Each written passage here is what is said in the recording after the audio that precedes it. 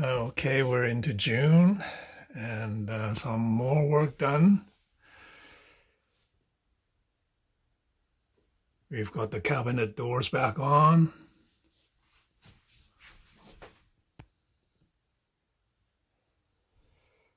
But only has 2 knobs. I ordered more, so it should be coming in soon. And put the vinyl floor on, baseboards around it.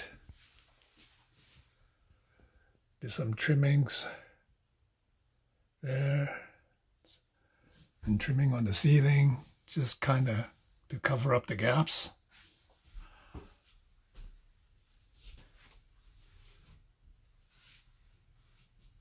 And that will be next. Put the bed platform back.